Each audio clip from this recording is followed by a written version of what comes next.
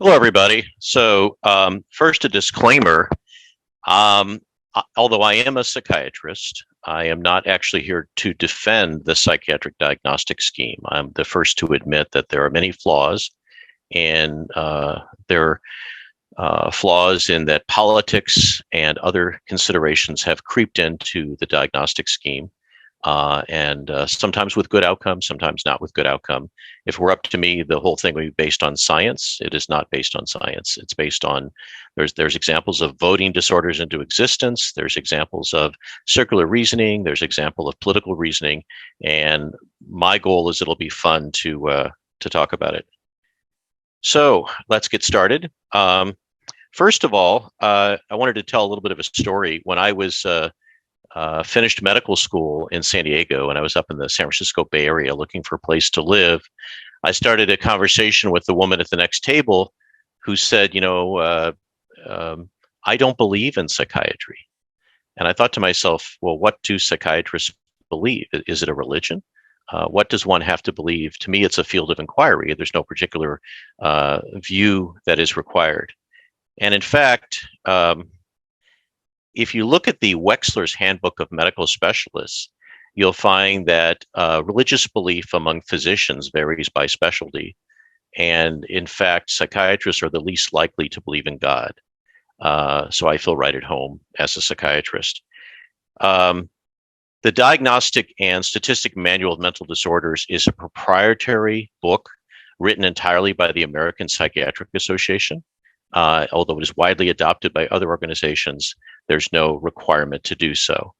It is an attempt to find essentially research diagnostic criteria that accurately define these psychiatric disorders. Some of them are quite minor, the kind of emotional disorders that everyone will have at one time or another in a lifetime, and some of them are quite major, like schizophrenia.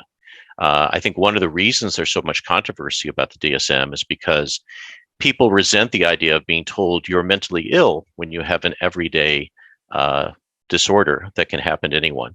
And I would say, by analogy, if you look at the medical disorders, hypertension is quite common in our population, but nobody finds that it's stigmatizing to be told you have hypertension. Having an upper respiratory infection, or which is a viral cold, is quite common. Everybody's had one or more, but no one feels stigmatized by that.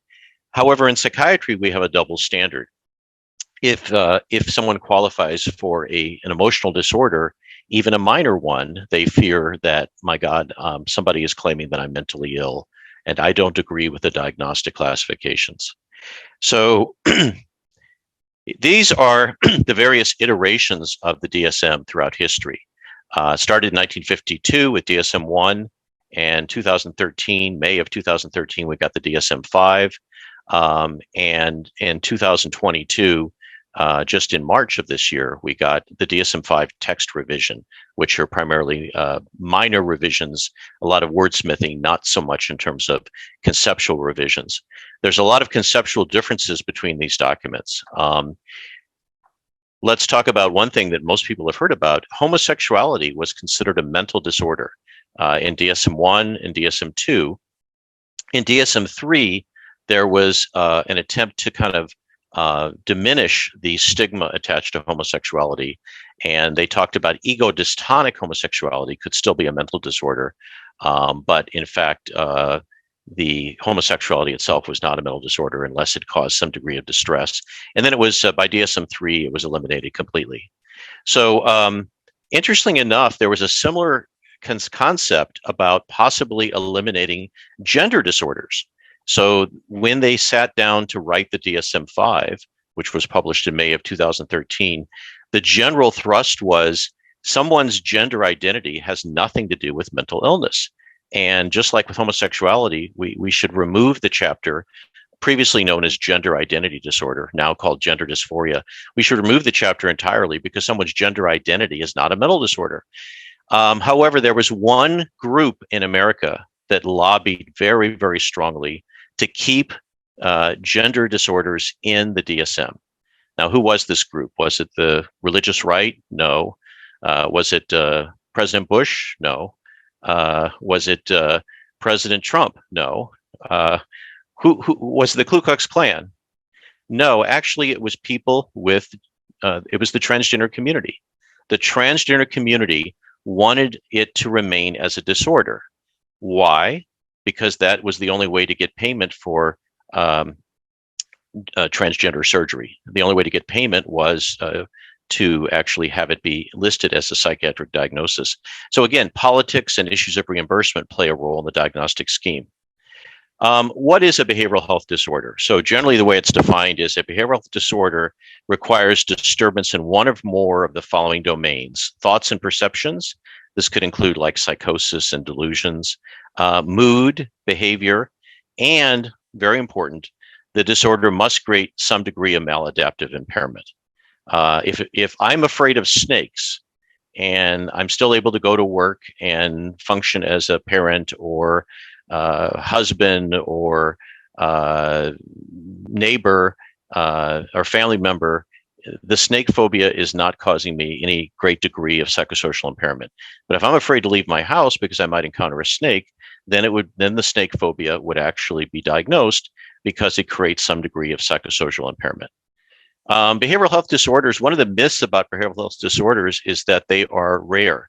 They are in fact extremely common.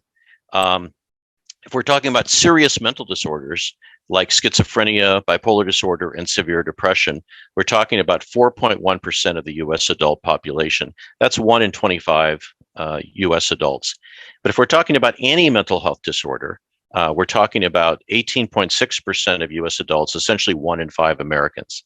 And substance abuse disorders, which are now not called substance abuse disorders, they're called substance use disorders, actually have to do with about 8% of US adults, about 1 in 12 Americans.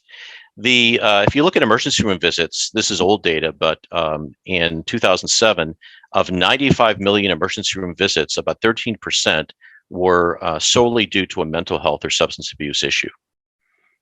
Now, the old terminology in DSM-4, by the way, DSM-4 went out of existence in May of 2013. The old terminology included these disorders, and there's been a lot of conceptual changes, some of them quite controversial. So number one, mood disorders. Mood disorders do not exist any longer. And where did they go? Well, it turns out that we now talk about depressive disorders and bipolar disorders. We no longer have a chapter called mood disorders. At the bottom of this page, you'll notice disorders usually arising in infancy, childhood, and adolescence. That chapter is gone. It does not exist in DSM-5. Is that because we cured all childhood psychiatric disorders? No. It's because we no longer believe they belong in a chapter by themselves. It was not a meaningful distinction. If you looked at that chapter in DSM-4, you would find disorders like oppositional defiant disorder and attention deficit hyperactive disorder, because those disorders usually begin in children, infancy or adolescence. You would not find a disorder like depression, though children do come to become depressed. You would not find a disorder like post-traumatic stress syndrome, but children can certainly experience trauma.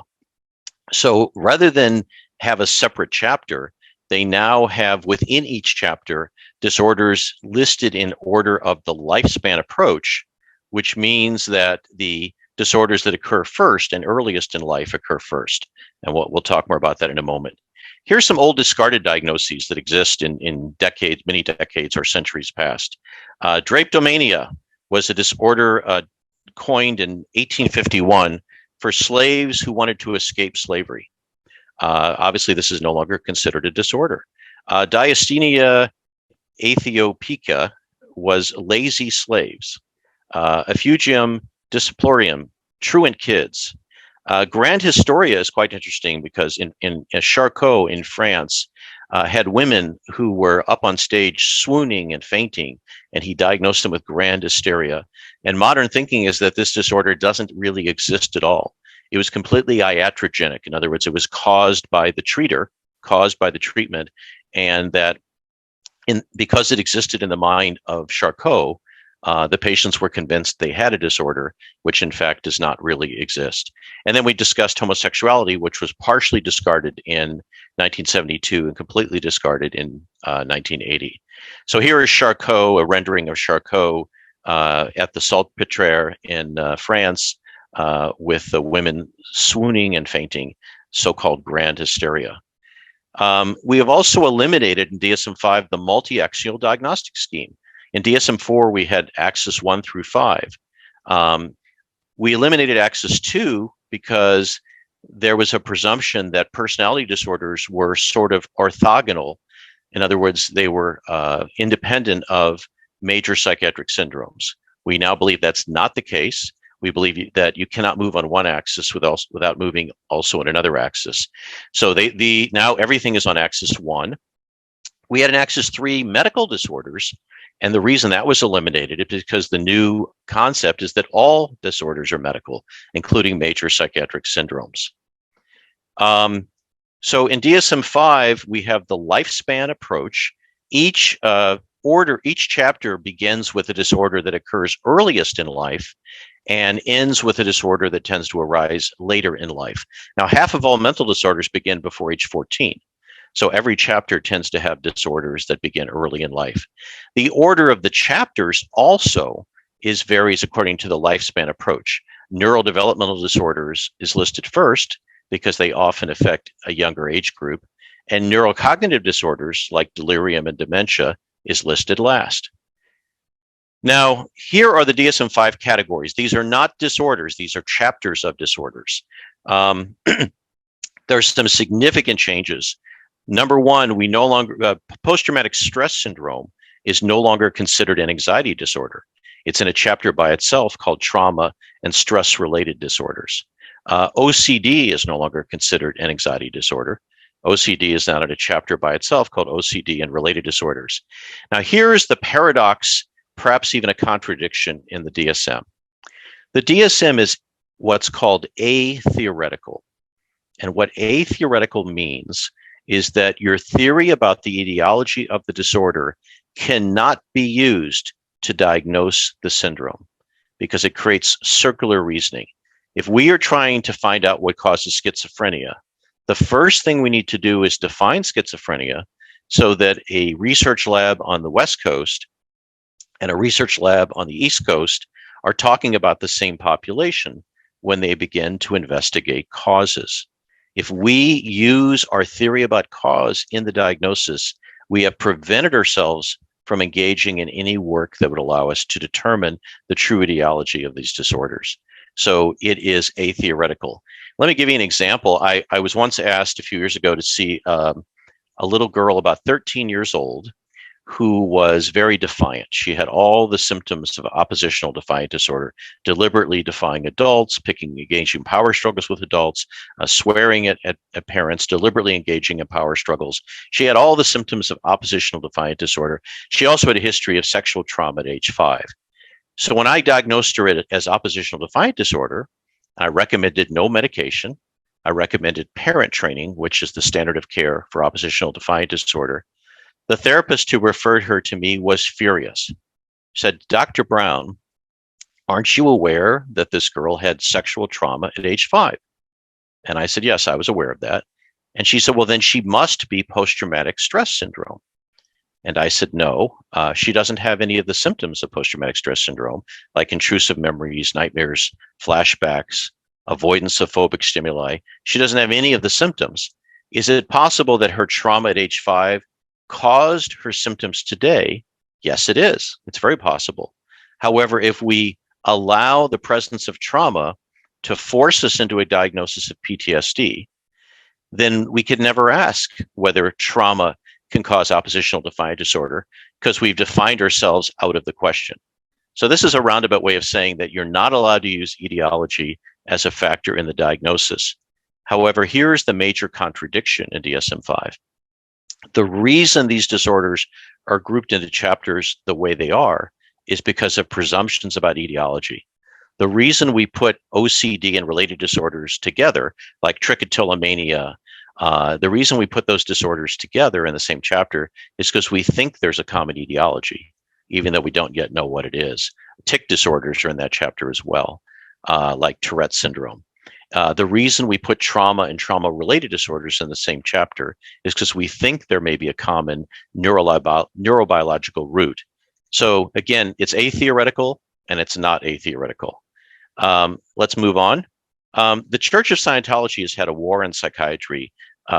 In 1961, there was the book, The Myth of Mental Illness, that was written by Thomas Szasz, but was also influenced by the thinking of L. Ron Hubbard, founder of the Church of Scientology. There was also a famous work in 1973 called Being Sane in Insane Places, in which patients were asked to go to a psychiatric hospital, complain of hearing voices, and then just act like yourself. Don't try to make up any symptoms. Say you're hearing voices at admission, and then just act like yourself.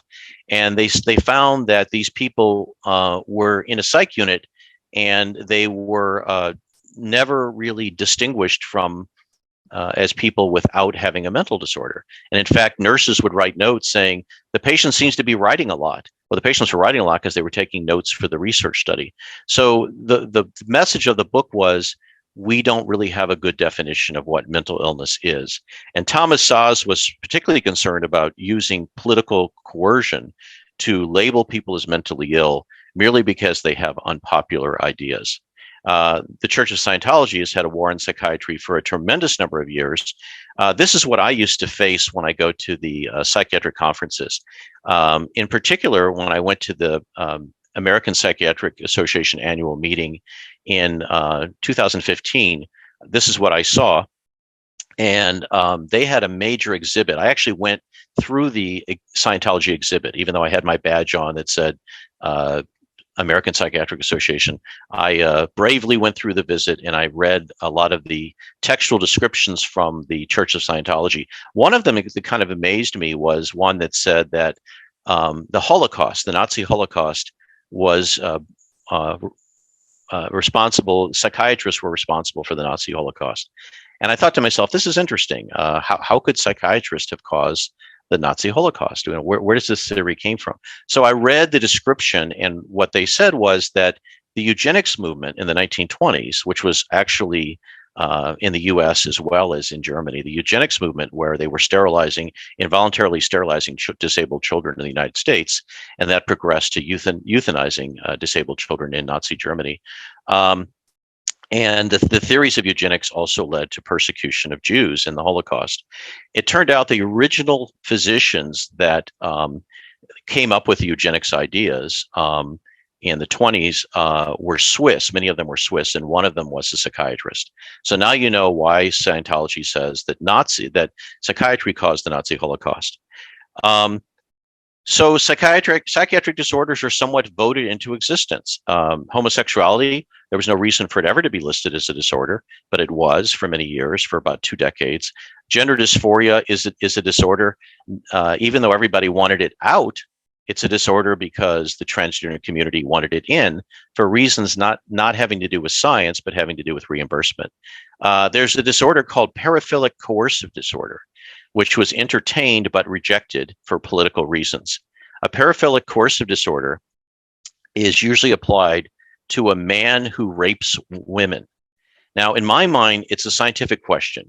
Do men who rape women have anything in common psychiatrically other than the fact they committed the same crime? Or maybe they have nothing in common psychiatrically. And if they do, then it would be interesting to study it. That in no way is meant to excuse the behavior. But there was a backlash of fear that by calling it a disorder, we'd be excusing the behavior. Disruptive mood dysregulation disorder was voted in for political reasons. Prior to 1990, we used to never call children bipolar. And then starting with the work of Biederman in 1990, we began recognizing juvenile onset of bipolar disorder. And then we had a couple of decades of over-labeling kids as bipolar. And many of these children did not grow up to look like bipolar adults. So to stop that, they invented a diagnosis called disruptive mood dysregulation disorder to explain mood swings and temper outbursts in kids who don't necessarily have bipolar disorder. Again, it was a political diagnosis. Here's some diagnoses that were rejected by DSM. Orthorexia often refers to people who have very purified diets in an attempt to achieve some standard of perfection with respect to health. Sex addiction has been rejected. Parent alienation syndrome, where one parent alienates the children from the other parent, usually in the midst of a custody battle. Pathological demand avoidance, people who avoid tasks which they're required to do in a pathological way. Internet addiction is considered but not in. Sensory processing disorder. Misophonia, people who are bothered by certain noises and sounds.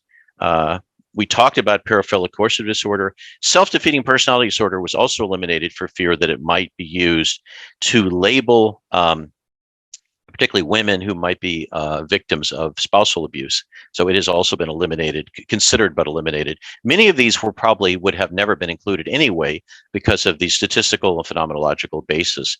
But in all these cases, the rejection had something to do with politics as well. Here's some accepted but controversial diagnoses. Asperger's syndrome has been eliminated. If you have Asperger's, you no longer exist. No, actually, if you have Asperger's, your diagnosis no longer exists. Now, what's this about? Well, we decided that it was not a meaningful distinction to define Asperger as separate from autistic disorder. So we now talk about autistic spectrum disorders. You either, if you had autism prior to the publication DSM-5, then you either have a mild case of autism now, or you don't have autism at all. There are some people who are kind of nerdy, like computer nerds, who have no autistic symptoms other than they have restricted interests or they're kind of nerdy. And these people have capacity for intimacy. They're not autistic in any other way, and they were often mislabeled as Asperger's. So the term is felt not to be a meaningful subtype. It has been eliminated. We talked about these others. I want to focus on one, pedophilia. Pedophilia is not defined the way most Americans would like it to be defined. First of all, pedophilia is not a crime. Pedophilia means you're attracted to prepubescent girls. If you don't touch them, it's not a crime. Also, pedophilia has nothing to do with attraction toward adolescents. So if Jeffrey Epstein, by this definition, was not a pedophile, because Jeffrey Epstein was accused of having sex with girls who were post-pubescent, they were not legally of age to give consent for sexual relationships. So what he did was a crime, but does not count as pedophilia according to the DSM-5. If you look at the intellectual disorders, autism spectrum is now considered a neurodevelopmental disorder, and attention deficit disorder is now a developmental disorder. Prior to this, it was called a behavior disorder. Now it is called a neurodevelopmental disorder because it tends to affect executive functioning and frontal lobe functioning, and affects attention, impulsivity, and arousal. So it is now a neurodevelopmental disorder. One of the controversies is, are these disabilities? Or are these just different ways of learning? So if you listen to some of the, we had a talk in this group earlier about autism, where there was some concern whether autism should be called a disability or not. If you read the book Far From the Tree, you'll find that in a tremendous number of disorders, deafness is considered by some members of the deaf community not to be a disability. Autism is considered not to be a disability. Dwarfism is considered not to be a disability. For me, it's a semantic question. There are deficits in social functioning that can be improved with treatment. I don't particularly care whether someone calls it a disability or not.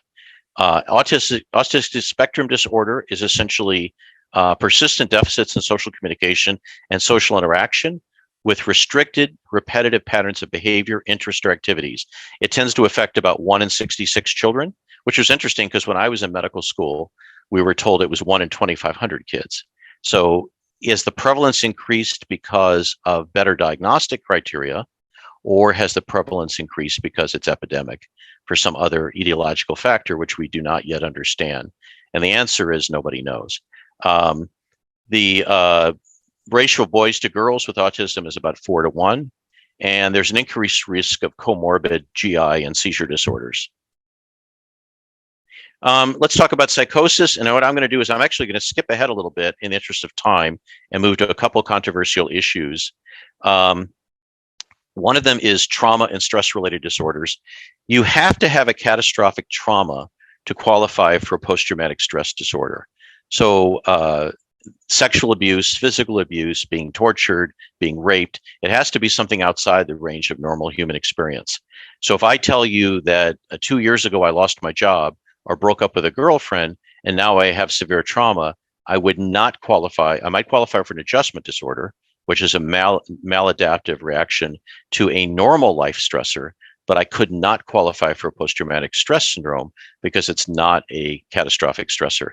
So what often becomes controversial is people who have had or claim to have had traumatic events that they cannot remember. Generally speaking, trauma is trouble forgetting, not trouble remembering. If you don't remember the trauma, it's controversial. Can you qualify for post-traumatic stress syndrome? And then we get to the work of Elizabeth Loftus, who wrote the book, who basically created the concept of the false memory syndrome. And I remember early in my career, there was a book called The Courage to Heal, where a lot of women were told if you experience some difficulty, for example, enjoying sexual relationships with your partner, if you experience some difficulty, even if you don't remember being sexually abused as a child, it's possible that you repress the memories. So what Elizabeth Loftus did is, and she was, by the way, in Seattle when she did her original research, what she did is she basically took college kids and she told them she'd like to help them recover a lost memory. And then she said, I've talked to your family and I found out you were lost in a shopping mall when you were 5. Now, they all got the same story, whether it happened or not. I found out you were lost in a shopping mall at age 5. And do you remember it? No, I don't. Let's see if we can recover the memory. And all of them were able to recover the memory of something that did not happen. And so what Elizabeth Loftus said, which was very controversial, is recovered memories are suspect. Doesn't mean it happened, doesn't mean it didn't happen. But if you've forgotten and then remembered later, the validity of the experience is suspect from a legal standpoint. I'm going to skip this real quick. Personality disorders, I'll skip. Borderline personality disorder is also quite controversial. When it was originally thought of, we thought of borderline personality as people who are on the border of psychosis and neurosis. Neurosis is what we now call anxiety disorders. And patients with borderline personality disorder may engage in mood lability, suicidal gestures, identity disturbance, chronic emptiness or boredom, intolerance of being alone, and they are quite difficult in terms of to care for. And like other personality disorders, you cannot make a formal diagnosis till the patient's 18, but it tends to be a lifelong disability. Substance and related disorders, I'm going to say quickly that we changed the term substance abuse and substance dependence have been eliminated because they were felt to be not meaningful distinctions. And now we talk about substance use disorders. We used to say that if I use alcohol, let's say once a month, it's an alcohol abuse disorder. If I drink every day and I have withdrawal symptoms when I stop drinking, then I have alcohol dependence. The reality is that those are felt to not to be meaningful distinctions. There's some substances that are quite disabling that actually have no withdrawal syndrome. An example would be inhalant use. So inhalant use, sniffing glue or paint or gasoline can cause extreme levels of brain damage with a very short level of use, and yet there is no withdrawal syndrome. So we talk about substance use disorders. This is how we diagnose a substance use disorder: using more than intended, being unable to cut down, having cravings, giving up important activities. These are the substances that are typically thought of as substance use disorders. And it's an epidemic in the United States. In 2019, 70,000 drug overdoses. 2020, 93,000. 2021, by November, we had over 100,000 deaths due to drug overdoses. So we're talking about a tremendous tragic epidemic in the United States. As I'm going to skip this to talk about how much it takes to get drunk. But if we talk about opioids in particular, we generally relate the potency of opioids according to how much it takes to have the same effect. So potency is not the same as efficacy. If I give you a pain pill and pill A has 2 milligrams of a substance and pill B contains 10 milligrams of a substance, but it turns out that the substance in pill A is 5 times more potent than pill B, they have the same level of efficacy on average. Potency only refers to how many milligrams to get the same effect. It doesn't mean the medicine is more effective. So we generally talk about potency of opioids in relation to morphine equivalents. It turns out that heroin's not on this list because it's not legally prescribed in the United States. Turns out that heroin is about twice as potent as morphine. Fentanyl is about 50 times more potent than heroin, and carfentanil is about 100 times more potent than fentanyl. So basically, carfentanil is about 10,000 times more potent than morphine. So the only difference between these opioids, and some of them are synthetic opioids, and some of them are derived directly from the poppy seed, the only difference between them is the potency. We talk in psychiatry about malingering, which is conscious faking for secondary gain, like avoiding criminal responsibility, finding housing. I may use a psychiatric unit as a respite from the environment, particularly if it's cold outside. And then we talk about factitious disorder, which is primary gain. I'm consciously faking because I want people to take care of me.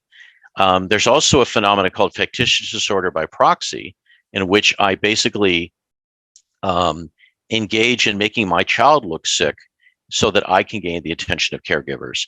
I might smother my child, or I might feed blood to my child so that doctors will pay attention to my child and indirectly to me. And this, of course, can be fatal for the child. Sometimes the only way to diagnose it is to get a court order to videotape the mother and child together. I'm going to skip the discussion of suicide, and I'm going to move to two last controversial issues. One is the duty to warn, which is the Tarasov case. In 1969, Tatiana Tarasov was a student at UC Berkeley, and she was dating a gentleman who was an immigrant named Podar. And when they broke up, he became very depressed and told the school psychologist, Lawrence Moore, at the UC Berkeley Student Health Center, that he was thinking of killing Tarasov. So Moore, the psychologist, notified the police. The police interviewed and briefly detained Podar and then let him go. Subsequently, he did kill Tatiana Tarasov. Her parents sued the University of California Regents, and the initial lawsuit they lost. It was determined that Moore had acted responsibly. He had notified the police. The police had briefly detained and then released Podar, and the UC Berkeley was not responsible for what happened. The parents appealed to the California Supreme Court, and they won. The American Psychiatric Association submitted an amicus brief in which they said, look, we cannot predict who's violent and who's not. We can predict for large groups of people what are the risk factors. What are the risk factors that make someone more likely to be violent? What are the risk factors that make someone more likely to be suicidal? But we can't predict for individuals who's violent and who's not. The court disagreed, and this ruling resulted in, not only in California, but in virtually every state in the country, some version of the Tarasov rule, which is the duty to warn. So if my patient tells me I'm going to kill my ex-wife, I not only have to warn the police, but I have to warn the ex-wife as well, assuming there is an identifiable victim. Sex with patients is a very interesting phenomena, because if you read the rules of the American Medical Association and the American Psychological Association, it says that if I'm attracted to my patient, I can stop seeing her as a patient, wait 2 years, and then I can date her and even engage in a sexual relationship. The American Psychiatric Association used to have the same rules, but the new rule is once a patient, always a patient. I can never date a former patient. It doesn't matter if 20 years have passed. I can never date a former patient, because there's always the doctor-patient relationship and the appearance of impropriety and the possibility of coercion.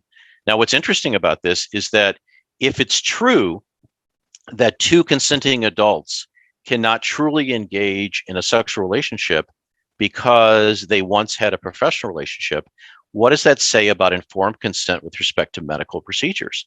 So if I'm a doctor and I advise my patient to have a medical procedure, I want to be sure the patient is able to give informed consent. But again, does the doctor-patient relationship contaminate informed consent? And it's a very interesting ethical question. The last thing I'm going to talk about is the Goldwater rule. So let's suppose that I wanted to say Donald Trump is a narcissist. If I wanted to do that, I'd be violating the Goldwater rule. The Goldwater rule is not a law. The Goldwater rule is a tenet of the American Psychiatric Association ethical standards. And what happened was, in 1964, Barry Goldwater lost the election. He was a Republican candidate for president, and President Johnson was reelected for a second term. And during the campaign, there was a article published in Fact magazine that said 1,189 psychiatrists say Goldwater is psychologically unfit to be president. Well, in fact, the author had sent a poll to 12,000 psychiatrists. About 2,500 responded. And of the 2,500 responded, about half said Goldwater was unfit to be president. So in a sense, they were probably the ones that were Democratic and would have voted against a Republican candidate no matter what. So Goldwater sued in the early 70s and won a judgment of about $75,000 against Fact magazine. And this led to APA ethical rules, which basically say it is unethical for me to say anything about a celebrity or politician unless I have personally examined that patient. So if Donald Trump came to me and said, Keith Brown, I want you to examine me and I want you to publish the results publicly, whatever you find, then maybe I could do it. But for me to make speculations about Donald Trump from a distance without having personally examined him and without his consent is considered a violation of the ethical rules. And in fact, it gives the appearance that I know more than the average Joe in society merely because I'm a board certified psychiatrist. The reality is I don't know more than the average person out there, and particularly about someone I've never examined. And so it's a violation. Now, there was a book published during the Trump presidency. There was a book published by a psychiatrist who wrote that he did believe Trump had psychological issues or narcissism, or I can't remember what, but he did make psychiatric speculation about Trump. Why was he allowed to do that? And the answer is because he's not a member of the American Psychiatric Association. So I am going to stop there in the interest of time. A lot of other things I wanted to cover and see if there's any questions or discussion. Thank you, Keith. Can everyone please unmute themselves and let's get a quick round of applause in here.